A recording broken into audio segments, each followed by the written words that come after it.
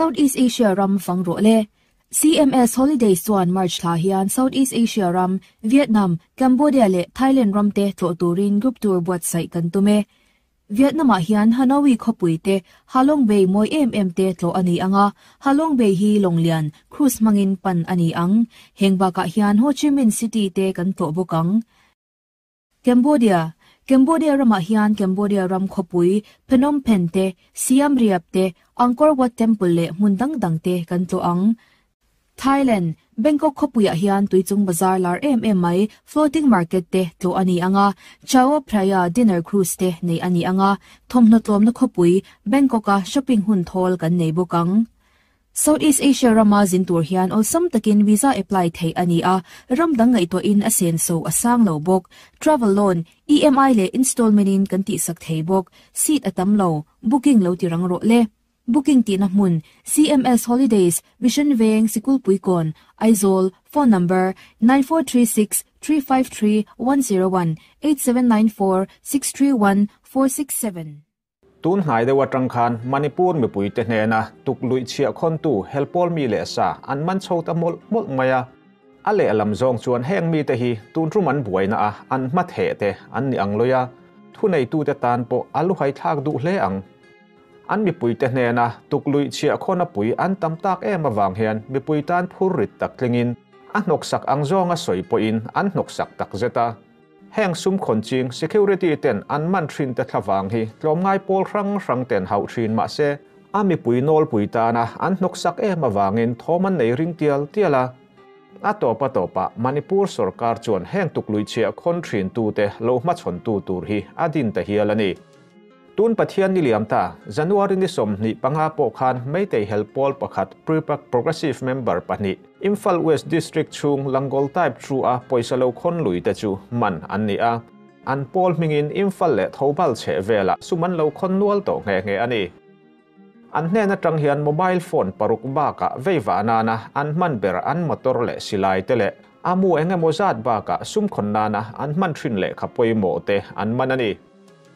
hetiang hi andin munani ta krenga wangin Manipur Home Department chuan pathian ni khan mi pui nol pui sarkar na thok contractor le thunei tu sang te hne na tanga tuklui chia khon thin tu te beile tu tur anti extortion cell adin ta hial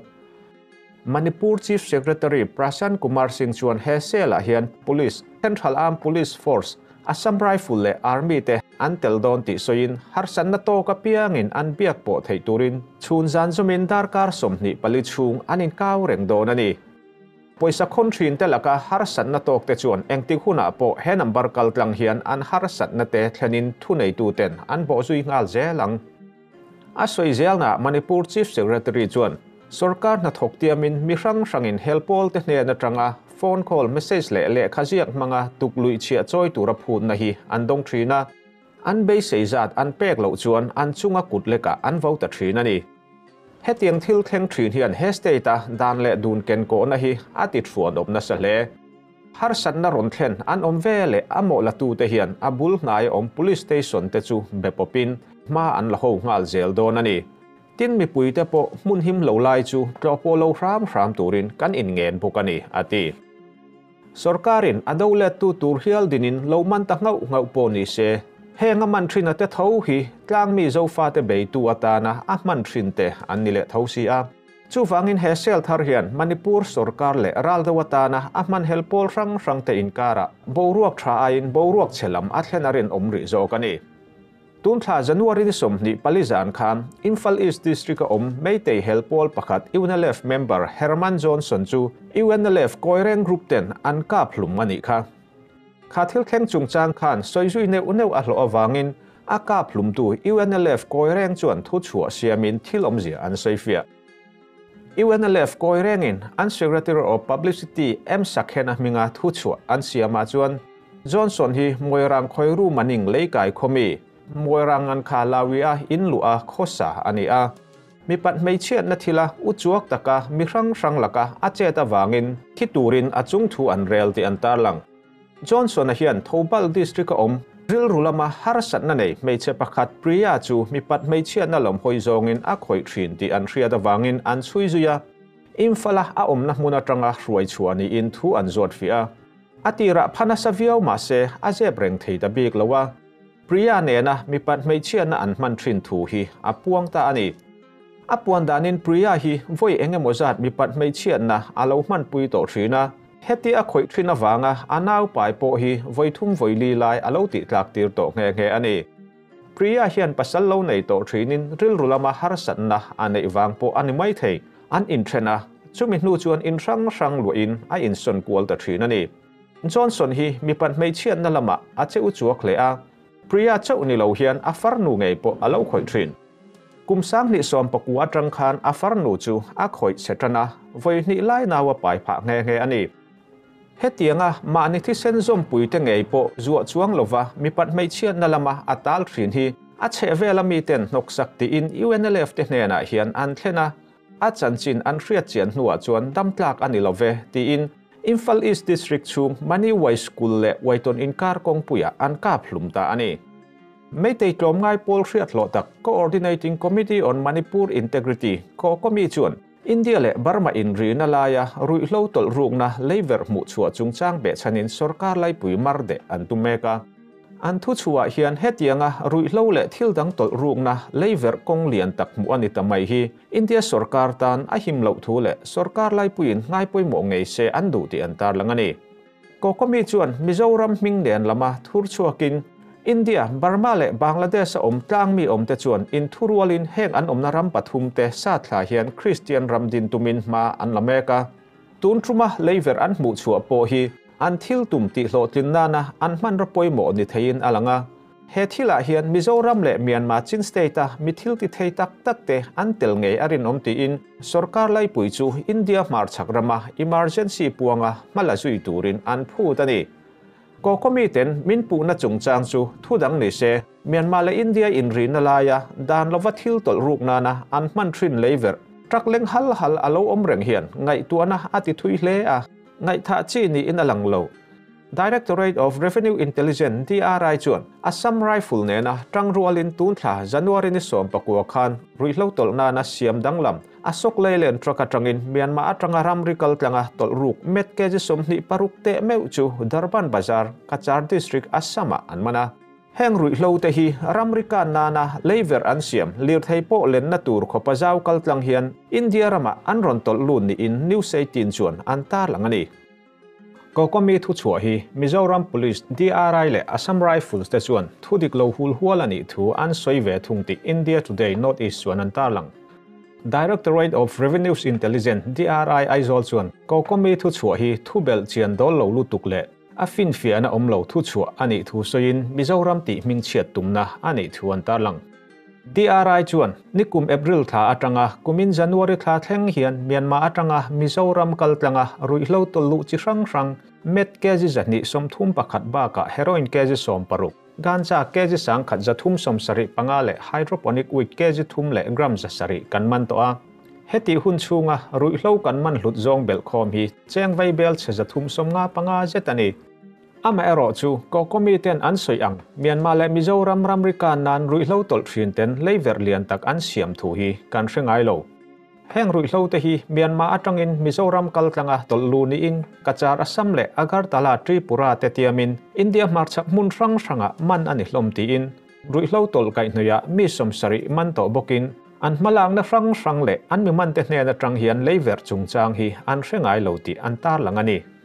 DRI in ruihlo an man jinga pakhat hydroponic wheat hi ganja ti khat tun hnai dewa tanga ron hluar thar ni in thu ruk a ol sama wangin India marchak mun ranga thlona passenger ten an pudar mai thin ani ganja pa ngai te hi chu khomuala thlaidang ang thawin chin thin ani a hydroponic wheat ero hi chu tuya an ching thung an chin na tur tu chu thlai thandu na chitin reng le na an song bol nuwa tui hip thei turin an da a than po a thang chakhle Mizoram le Myanmaram ri KM zanga som se ta thui veng tu Assam Rifle te puin leiver chungchang hi an hriat ngai lo thu soin an mulo mai po ni loin mi soi po an hrengai lo ti an soya ram cheng chia ani awangin lu ru na kong trum rang ven se na harsa chuti rualin heti ang leiver ro pui hi om se zong an mu mai lo tur thu an soya ni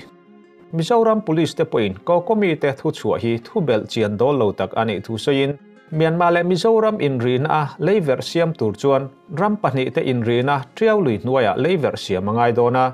tu te emo rui hlo tol thrin te mai ni lo sarkar tan meu po puihlin a har sa hle ang chu wangin he thil hi ngai ruat thil atak tak mu tur omlo manga state mi puile sarkar pu mingchia tumna mai ani thu an soyani state khata an tlom ngai polian tak ko komi in hetianga Mizoram min pu mingchia hi paljam mai chi ni in alang lo Southeast Asia ram fang ro le CMS Holidays Swan March la hian Southeast Asia ram Vietnam Cambodia le Thailand ram te tlo turin group tour buat sai kan tume Vietnam a hian Hanoi khopui te Halong Bay moi te tlo ani anga Halong Bay hi longlian cruise mangin pan ani ang hengba ka hian Ho Chi Minh City te kan to bokang Cambodia rama hian Cambodia ram khopui Phnom Penh te Siam Reap te Angkor Wat Temple le mundang dang te kan to ang Thailand Bangkok khopuya hian tuichung bazar lar mai floating market te to ani anga Chao Phraya dinner cruise te nei ani anga thomna tlom na khopui Bangkoka shopping hun thol kan nei bokang Southeast Asia rama zin tur hian olsam takin visa apply thei ani a ramdang ngai to in asen so asang lo bok travel loan EMI le installment in kan ti sak thei bok seat atam lo booking lo ti rang ro le booking ti na mun CMS Holidays Vision Veng Sikul Puikon Aizol phone number 9436 353 101 8794 631 467 Amasain kan channel lo ngai ta thin tu kan ona zo fa mi zo ko ve la zum te nada le di sam si ba ka bu masa che one Manipur gaw report kan ron te ama kan sian thei am te ei Manipur ram chu zo fa te kan se na district mun bang kha te in ka na le thil du lo sing a lo ti kha amasa in ka kan report tho da ti chuan hei district mun bang ram lamka district Kangui district in Palin district te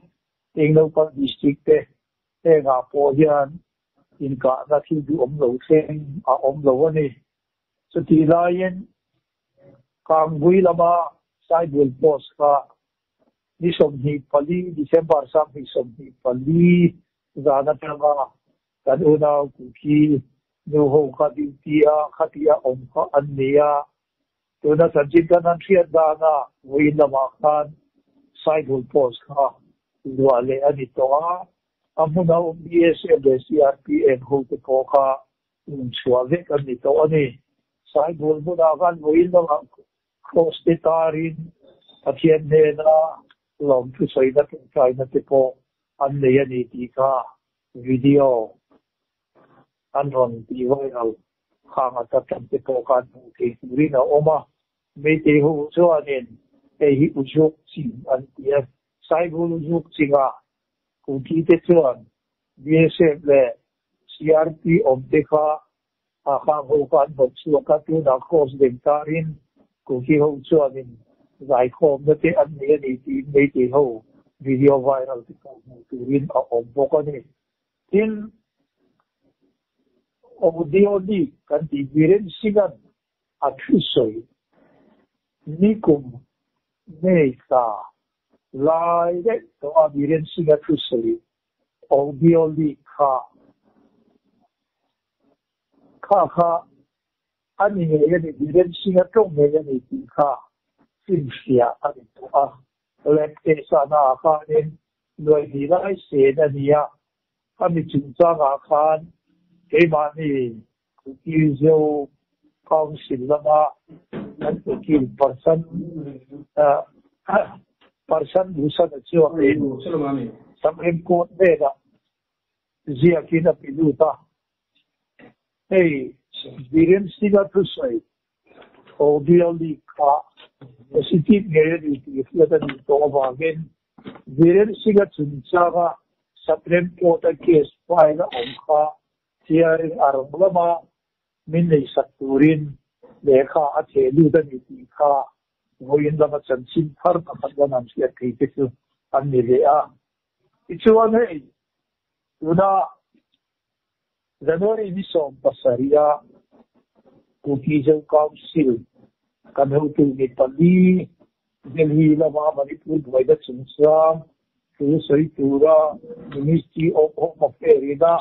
and Somte, Competence in Pratoite, and Soidu, Kadea Chu, Kakan, Hotu, Kukizo Kausila and Hotu, Kam Tekanin, and Niru Khan in Delhi lama and Talapalam, Dekanto Khan, Manipura, Namchiram from zo fate Singapore, Kuki in Pite, Mar in Puite, that unang paite lam vai thei lam zo lam ni se, sung te pa ka chua, ke eno UPF te po, kam te ne na India ka ne balang dan tu ka sita, mubikin, katiang kan Manipura, kan anhan lam, kota chun miso nuwa, miso rama, kan Chief Minister ga om, kan tulal do matip mungin, tin, Central YMA ho tu te baka Mizorama ron tu kan politician di tak hit engking sia te por onin katiang kan ho ministry lama kan inventory ni so parupa kan delian tinga di so pasaria kan asap ka hotel delia ministry of home affairs chama India in polite tura intelligent lama ho tu lian patite campaign kan India ka India wangin tuntenga Manipura ke bani zofa obteriru amdanin ani paukuki zoka ho tu te kha Manipura ma ke bani zofa te 70% sum ke chuan sa kan ti in chan chi gan handa khom da na te yan sia tigin a omani kalam je la ko ani ho bianin zofa Manipura obtana India mala zel tu ge ti te poka anni ko ta hian tu na hian ai in satani ti kha kan han soi duwa suti la yin Ministry of Home Affairs la matanga India palai te khan tu na in din hun tharum tho na hi ban sat ro chu mi wa chuan political top te po abati amin kan de no na ni ti kha an thu lu min lo fa kha ania so kia di taxi a chuan tu na hian mấy tỷ làm phổ thì anh em việc thì được tổ mấy nghìn arin oma Manipura tu na hian in ka hi tu na hian a han me a so kia Delhi lama changa ho tu ken tarum tho da ban san to ru min han ti taxi a chuan mấy tỷ ho in min ka lo chuan ke ma ni lam pang hian ek ti la ba in mấy tỷ ho bi kan bakap de re ngai lo wa kan bakap fa sa ngai lo wa so tiang so ni to ba min tharum tho ban san ru min ti taxia tharum kan tho lo ani chuan kan tuarda ujido lai da top kan sana in le lo le kan yo thi kan sana exam mu da hi atho di ani dai lo da tu len ni pui te ya ni movement ni pui movement na sa ta kan ni ya mấy tỷ cái đèn đen không cần tôi phần vô để nó bật dễ cũng thì cái gì to đâu mấy tỷ cái mà đi mua được cho gian rồi đó là ông cần đua đi làm gì làm gì á ta cả ta ya nó lâu bера vui chung vui đi tới chiều đi xịt muốn sống các bạn thì ya đến đi bùi ya đến mấy rèn ta yêu ta chặt được cái này ya sẽ chỉ là cái bộ chúng ta làm gì mình sẽ yani chuan biren singa odia leak out chung chang kha mitin khan kan soya han thual no na chak riawa a odia leak out a khan atlang puin enge a soya engwanga ngai thu tak ta nge anni ti te tin kha Supreme Court a an thena Supreme Court khan ngai tu ta zel se eng thil nge ron thleng zu yang enge a ngong niang a soitu ber biren a hi acting nge an tiang a malam hun te hi a thim kha ngem ti ta sen khan ria da cha kum riawa khoi kan han sia ti ti chu biren si ga kha ami tui te indo tu ra so thu tu le ti tu tin Manipur Police Training Center atanga arambai te gol nei ti bitun ho silai sarkar silai sangha le silai sangha ay tamzok le silai mu ammunition de matanga silai mu le bum noi sari de tho lu suak in tu tin cái mà này mà đi pura zo fa ti chunga atam thi ang vera varga atam thi ang vera ha chi mi tu ha bang song mani mizoram ne mian barraba chwa vek tu khang te jong jong po kha tu na odiali ka ya ni atel ni tu ra kan nga ya su ti am su biren singa tu soi ani ya hey among tu chu ke ma mi ma li na alorin da na tu na ya home minister Amin Shah ne biren modi te hian biren singa hi BJP Manipur apo BJP la amron din tu ani ya wa ya ne hey pato shoyin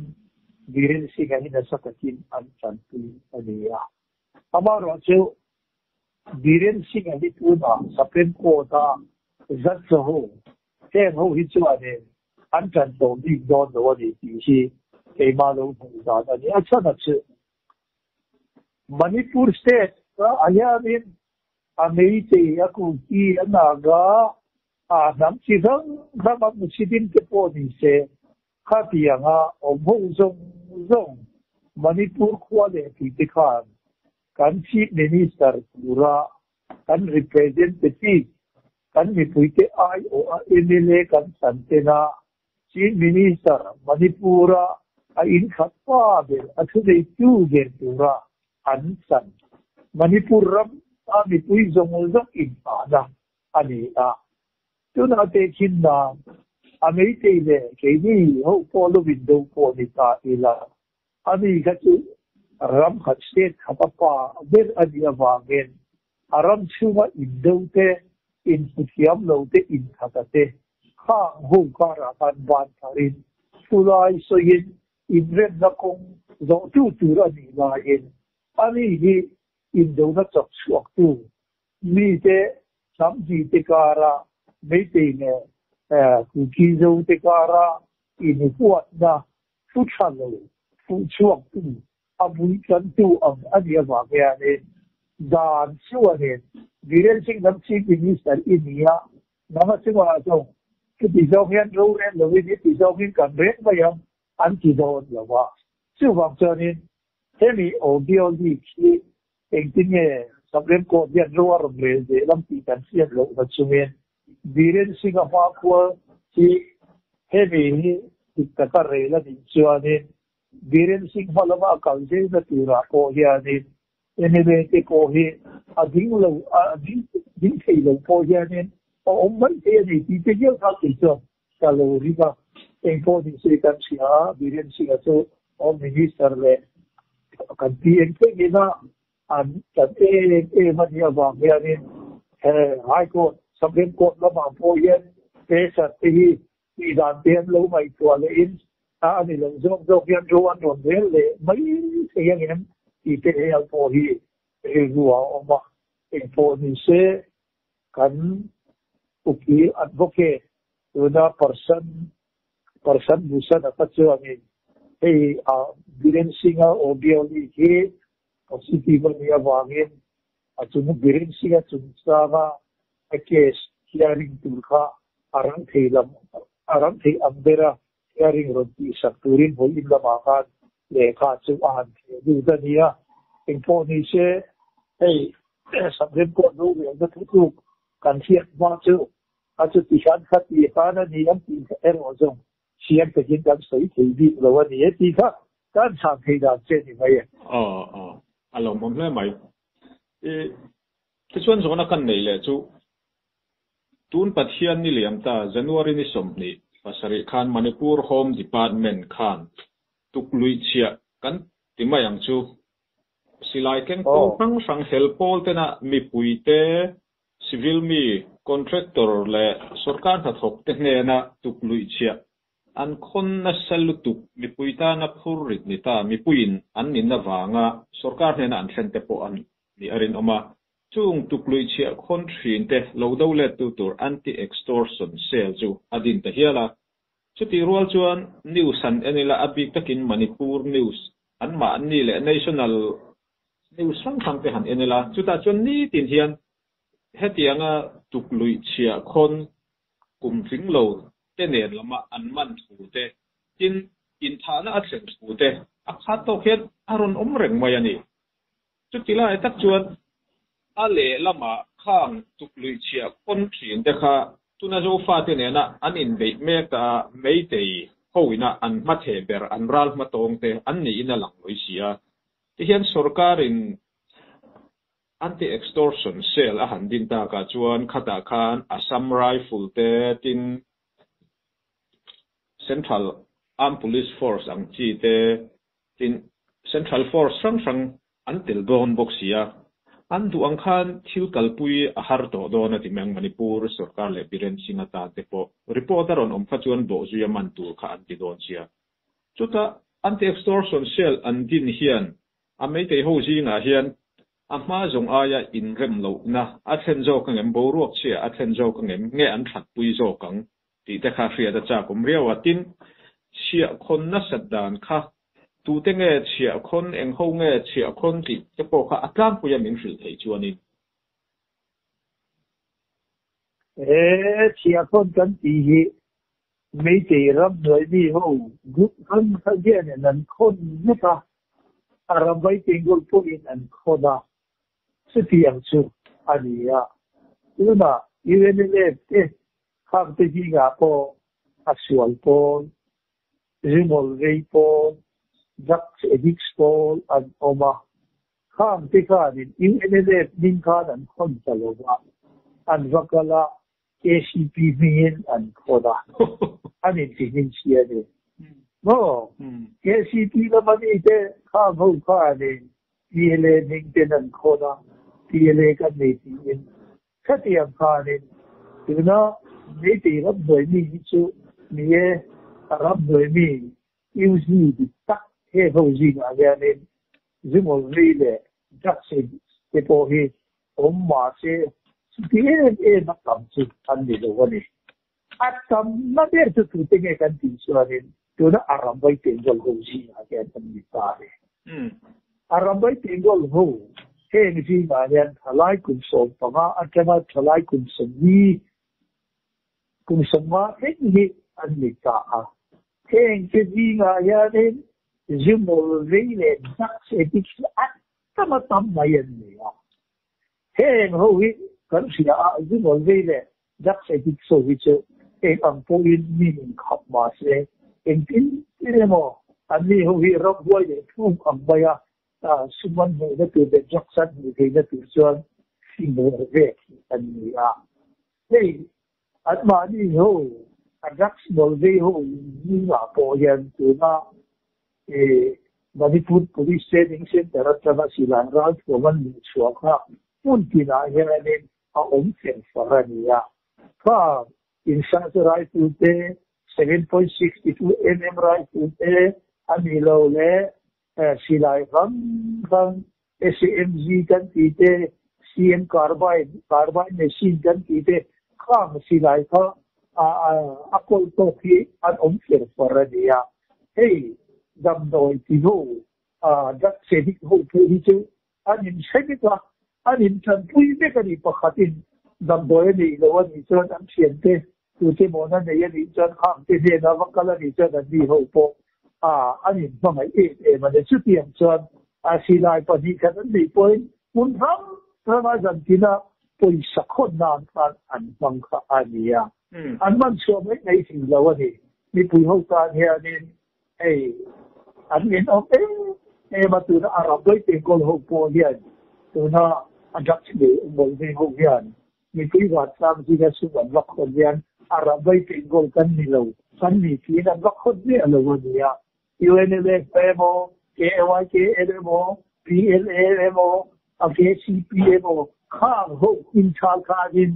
sum kha an lak khon me ani khatia ga in ji boy khan ni amo si wang so ni an suwa an buhay na hiya kaya ni kan siya ay hiyanin an buhay so ka in hey dun in rinnikal taka ni in kasya karambay tengol te ani lawle ni tirang doy ni ren rena vatil re te ho khang ho ina an kalsan an ina an nau kanwal om ho khanin an uten ni puite an far nu telam khan ka ti khanin an lo mu puya an raya fa te an titra a khatiang ni sin po kha tun indrin ni jan khani in ka sia khata khan man suwa nia zoi nan do pa an siat nuwa iwenele ho khan an ka sin te ani khatiang khan ni ti ho ji ga yan so na po apung chakho maya rini ke ma om tu na po hian ni hi sin tam tak an wa omani heng lai om ho an dei che ho te heng ho po he mun ta chalewan numa in zuar pol po hi an tam ba ka tu na ni che na hi kan sei to ang khanin ram roi ni ya tam tak tal chu kan ya wangin ni che hi an chuang ve hem to khok maya heng ho ni tu na pabalai kan ti ho ne na ông đàn thì lâu chắc có ông có lâu thế po hi vì tao chắc anh ông mà này thì thế po hi anh mà đi chua anh WhatsApp về anh social media anh India đó khám muốn phát ra mặt trong po khá nên một tuổi ông mà này khám thì là tuổi năm mấy tỷ hậu mới đã cam quyết cái hành sự thì tiền này Viren Singh ale Congress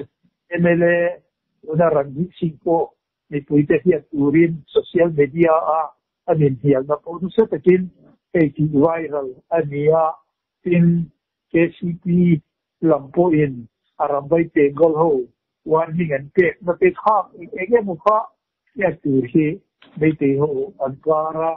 sulen wa ki atak khopani te wang hianin me te ho chu ankara ya na sa takin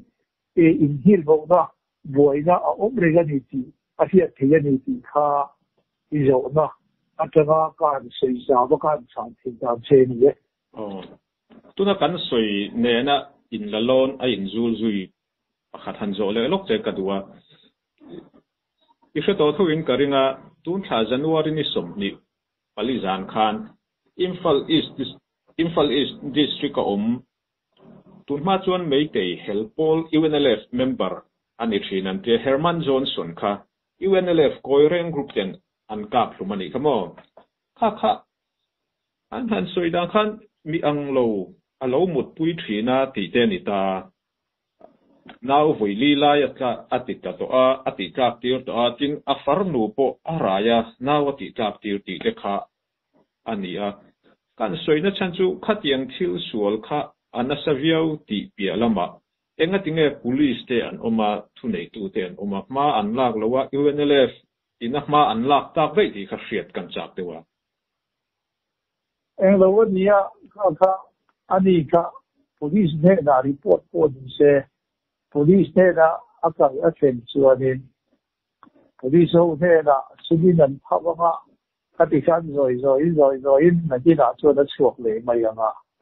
kha pa zon so da chin ti dan kha nam tang po kha da bol thu chak ko an chan chin Povel kia ta siat ta ku je te po ka kam te ka anan siat ka nin tu da UNLF te po me puyen UNLF te na i chu kan ni pui ta da kom dik le kom sa sang khar te na an ti to lo tu ra an lau na tu ra ege kan ti kom sa ron zo tu an ni ti te po ka an ni pui te ne na an na toa an tarlan din wanga kam te po ka ti ta po ni in asiat theya ina ti dan re ka isoi tong kha ni i aten om maya wang kha ni khovel ni ni da kan ti lo tu ki lo ma ti ni wang kha ni ani kui khang lai ni te ho ren sin po kha ni wat tak te chon an ko ta ge ni turin ala ni kha an man pa kadisan anan do pa ati rabula ka chon ani po khan ani in safety bet ka chu azong ni inam soya amaro chu video ka lo bu da na khan in safety bet zong reng ma se an han do ta ka chon sil zong aron sei su ka mai da mai ni la amaro chu UNLF te kan mai dam thi din po da dinga an se to lo wangin e khemna an ti ta ani ti ka ni mấy tỷ hậu cả nên audio nên Asia nên cả nên thì anh dùng thì vài là có chỉ có Indonesia về cái này thu buổi gì lũ po lem lẩu tị na đi mò thu buổi police phải thì thì có lẩu anh ấy về tiền cả nên cả làm cái gì nên xuyên về này cả anh vào mà anh đâu pa tiền cả anh đâu ta anh đâu pa tiền cả nên anh xuyên cho cái con nắng dầm dầm sao cái gì đó đâu anh bịa anh cắt thì và cả công hòa cáiมีเงินหมู่ตุรันหนไปคาเดียมั้งตุนดินมุนาชวนอารมณ์เรลตู้ตักจุยวันเล่เล่เฮลโพลค่ะอันนี้จอกมาตีน่านี่จวดรอที่ชวนให้อัตอบลำมาโจนับปักขัดตันในจูตุนขาจันวารินิสมนี่ปังอาก็มีกันที่ไม่เตะเฮลไม่เตะจอมง่ายโพลอัน NGOเรียนตะกี้นะตัวอันเสียมาคันที่รู้ซีเรียสเด็กมิโซรัมเล่มิโซรัมสุรการตานปะลักหนักง่ายจีที่ไม่ยังปัลจำไม่หลงจีคานั่นละงะชุดอาชวน DRI นะรู้โลอันมันสุงจางอ่ะคานินคิดที่ไรรัมเรียเขียนเมียนมาเล่มิโซรัมอินการัมริเลยนัว呀เลเวอร์รู้โลตลรูกนะเจ้าเด็กไงออกมาจักโปเล็งหันจุมีกัลกังชวนอันตรทีนั่นนี่ที่ขันก็มีขันทุชัวอันรอนเซียมาสุดเซ็นทรัลสุรการมาร์เดอันตุมนับปักขัดนี้นั่นละงะอันทุชัวข้าอุลุกเดว่ากันหันเอ็นชวนินเมียนมาบังกลาเทศและอินเดียมาโซฟาที่ครั้งเทียนินคริสเตียนรัมดินาอินซอมโคมรัมปฐุมสาธากะคริสเตียนรัมธารดินันตุมันนี่เตียงจงขันทุชัวอันเซียมาอามารอจูอันทุชัวข้าเฮ้ยมิโซรัม police เตตินอารุยโลมันตุเงย DRI กันติเตบากะรัมรีเมียนมาและมิโซรัมอินรีนักเกมจังอาสมเสตทุยเวงตัวอัสซัมไรฟิลเตปอยน์คัดยังเลเวอร์ข้าอันเชียดเหล่าทูเล่ตินทาง security เตเขาขานิน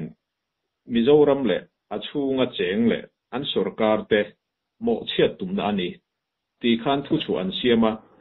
ขัดยังโพลเลียนตักซีขันเองติงทุติจันเวมังะ press meet เอฟมาชนะทุชัวเตอันเสียมงำเล่ตินอาเลเวอร์จงจางตันเนลสมัครลาร์เขาเนะอันมันทรินอังจีเตค่ะทิลอมเทียนยังเอ็มอาจารย์สุดเทียวลุยนัวยาเวอร์คังไฮโดนะทิลเทียนยังเอ็มตีเตค่ะริลรัวอารมณ์อามาข้ามีจงจางขันเองหันคอมเมนต์ดูอีเดย์ number one นะข้ามีจันเนลเลเวอร์เขาเคยไล่บุญเชี่ยเกต้าเขาอันเดิมสวยจังเลยว่ะโอ้อดีตเจ้าเคยไล่บุญเดิมเชี่ยเกที่เขาคาเฟ่เลยว่ะอันวิดีโอเขากับหัวอาชีพอันดูตาอันเป็นส่วนนับปกับหัวถ้ามาเราซื้ออันนี้เขาข้านี่มาพัฒนาให้ดูโอ้ยอันเดียอามุ่งจงขันใส่ช่วงเลยว่ามันเดียข้าอันเดียบางเงินนี่ที่เขาวิจัยวิจัยนักใส่ตัวขันดอทที่มวยที่รับจากเขาวิจัยก็ดอทที่อันจันสันปักขัดอันนี้อันทุเสกเรื่องเรื่องอะไรนี่จะ60% ที่จะโดดอันนี้ที่เราการใช้ส่วนนี้ได้ยังไงตัวนั้นที่คิดนั้นข้าเตียงขันโมมินจวนผู้อันนี้สิส่วนข้าวิจารณ์เลยเลยหน่วยเวียงข้าอินเดียรัมรีอินเดียเนี่ยเมียนมารัมรีโพนี่ใช่บังกลาเทศเนี่ยรัมรีโพนี่ใช่คอยไล่อาเกะบ้าวีทีลาร์นัมเบอร์เก่งซาดาพูดอาเกะเห็นนี่อาอมที่ข้ารอนตาร์หลังจากนี้เสียข้ามาขันอารินดามเลยเอาไว้ดามผู้อาอมที่อ่ะอามาเราจะข้ามาจันเอลเตค่ะเดี๋ยวนะจะว่าอิลมาข้าสีหูวินาลิมอัลเทียนเลยนะข้าเลยเด็กที่พวกข้าอันดูส่วนข้ามาขันนั้นที่เพราะว่าโดเหตุมีสิ่งที่เนี่ยบางเงินบางมาระละมาผู้คนนี้ลุงอัลเทียนเวนะพุ่งตั้มตะเขาอมเวอ่ะซึ่งเวลาเลยเวลข้ามที่ข้าตาอันโดนล่างเวไม่เจอที่เราโม่ที่พักพักที่ไม่มารู้เจอข้าตาการลุงอัลเทียนเราส่ง mu turin a omlowa info di se kami lấy về kha in don pu mo na ber tu na enge kan tiam apu ber an lấy về kha khoi lai bu chi age kha kha an don se lo wa ngin kha ni chung cha ka chon ka sui tam lo wa a chan chu aramri mun ka siam kuam faka india ramri india le bar maramri boundary peter somria le pakhat na padina ani lo le khatiam de khanin bangladesh indo bangladesh border pillar number chuti ja na mo chita chon hi ti ya dan an vera di ti te ron sui chu ni se han chan harina ka thin omdan khami aram lei lum khalai bud vel a chan chin le thin omdan te po kan sei ke ya na amaro cha bud po sei si lo an du na mun khatia ram tu so kha mi awangin chu wa chan han chan kha ba po kamai le wa hat chan chi a po ke lo po ko ni ti kha ka han chan ti dan chen ni mai ro se hei kun kan la rei to ang renga ai ril te po athamin karing to a top na nge mo tu na kan buai na chung chang le a kai hnoya hian soidu inei karinga chu tianga tan chuan hun in petai la tiro ole hei kan in do da i mai to mai ti ho wi da min do da kan buai de hei kan sia a ka som ti le exame ni to kum khat le hei ka so kum ni cho la ti lo wa kum khat de so be chu ani to in ka sia a he mi chu wa ka din de da nei ti ho wi na tha chi lik ling tu da he mi a kan do le da he ga nya ke yin thap wi ni lo ma ila a du na mi je ko ve la om som zum ten kan kai na ne ni sam na ne min ro ji ya ei pato suwa kan pui the da mo na rao tham te ni ta se kan volunteer te de kan ne ki ya ma sam lo te ko ni se lai na ne ko mai ne sun lo pai ne na din kan pi wa ngin mo in ni hi te kan ni a hei tu da india sarkar lai ki da min ti tum da na hi kan han nei tu ani chuanin ami ti te lampo hi che thei thi lo wa ta ke ma ni lampo hi che thei thi lo wa ta kan si lai ga thuan te min man phai sam te ka su tia in chat chen ang de wa a he ti lai ma po in do vi om zia po e ma dei lo wa he tia in chat he da min sa zen ti hi an ron tum pa ver chu ni in alanga a chana chu tun january di som pasaria de ti ta ma Home Ministry la panga changa India IO tu tele tuna Kukizo Council kan ho tu te an India na Home Ministry la panga changa andron su fa kha arun tho da hi ban san to ho chuan political talk lampang kan nei le do na ni an ti fa ania te ke ma ni lam chu ni boi tan ti ra changa boi ni te gan arun tho no vi khat ma hi kan nei lam ti la ka ti so ni ta ni lo baสุดที่ลายที่นี่เขาไม่ทันที่จะสอบก็ไม่ได้เขาตีแล้วว่าอันผมที่เขาไม่ตรวจชัวร์เนี่ยไอ้ที่ถึงที่อันก็เสร็จแล้วว่าซึ่งวันชัวร์เนี่ยทะลุโถนะกันวันสั้นนี่ตาเราเสียชัวร์เนี่ยไม่ได้เขาวินานินรุนข้าพเจ้าส่งลงให้เราเห็นกันต้องเล่นกันไม่เล่นเลยอ่ะเองหมดที่ไม่ได้เขาวินานินรุนดีไม่อันนี้ส่วนtu na hi chot ana thi bera le ti hu ya tam thi bera tha da kan nei to ke ni po kan chi ni po kan chi ve na ya ha separate administration kan hu ke na ti so ngin ke ni po in ni chan ba ma kan de hi angai to ne so wa gen me ti hu ya a min ron de ne tu ra ka ga ya so min de le hu na so ngin kan sabai ma ya wi khol bo khon amma kan bo khon angai to ani ti kha ke ma mi ma le na ka lo mu ta ani ya ta chuan a pati na chuan ke rin tharum kan tho ma sak don an lo ani chuanin kan om na di sik hun sam tha ga te hianin kar tinggen tho ya mi pui om song mo song te a si a se nin kal khomin mi ti te ne min that fai tu ma kan in le lo te kan biak in te ne min hal fai sak te ka ei chenau pom te an du pom suala nau sen ta thu ma chama kan nu le kan pa kan pi le pu de kum sam ria ting te ko zwa du wa khat wai tik tu ma min de tu te de ko khat to kan do re na pa khat le pom thi kan ni to lo India sarkar hian separate administration akanga ro re na aram thila min pero se tia mi puin plaka te ne na kan au wala sakata hianin omna district hunrang hian voi phung tal mi puin kan dum o indonesia kan lan ti te ko hi atu to le tura ke chuan kaluma yani ti ka anu vera ta sei du te ni se ei ni china kan sai to am kan chadel lo mai ta ki tu kan ura ko dai hunrang sama om govin ko ai le lai na ta ken chom trai na ne du sam da thi te ne min rod zu thi na wangin kan lom tak jet pa tu na po hianin kan una tu da aben luk lama sai bu kan ti lama om te tu na govasam kan ti da pu da hianin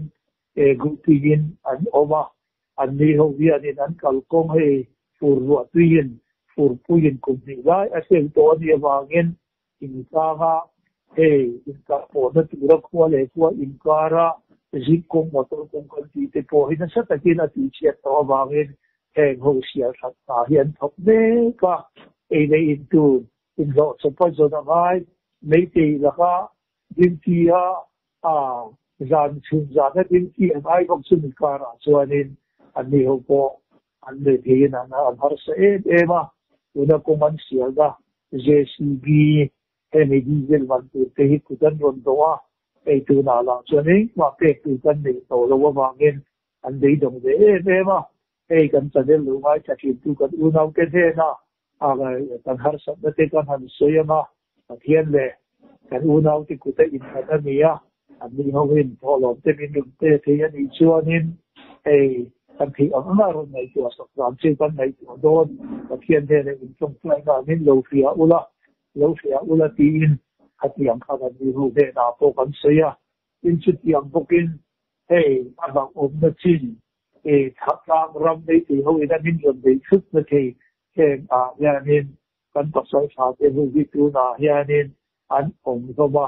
kan fit to angin manipur kan u na wa bi kin ku chi te kwa hi bu so ni te in som hi lek te ko sa ni no ma ba nge na din jar na ku ni ga yan kan pa sai sa te som ni som ma ruan an han oma an le in tu la chan ma vi ho mo pun da ani to sia se tiam chon kar khan ve la han om ke chuanin an le in tu ten in fai sak an fai sak ni ga an ni ko ho te po an ve do wa an komanda nga om ho ya ni ka pu engineer ni ang ke ni vision se tiam ma mo na kan don sei do wa kan bo om na ho an ko te hian le ke ma kar kan de kan han om chuanin an le in tu zong kan zong sak fai ni ga ho te ni bo fai te to din han chon ki ti lu da chu tu ran ni ya chok nen chok in lo he ti ya chong de yen ni wa ngi an ko mai sa ko mai ti te in ki ko an ron ko ma se chu ka kian de kan so de lo wai ka ki tu te in pa report ka ron te ka ni ya ko mai ya ran wi te tin o ma ni chon a lo mo de do na ni ti kha a to da ka ron sei ti ke ni se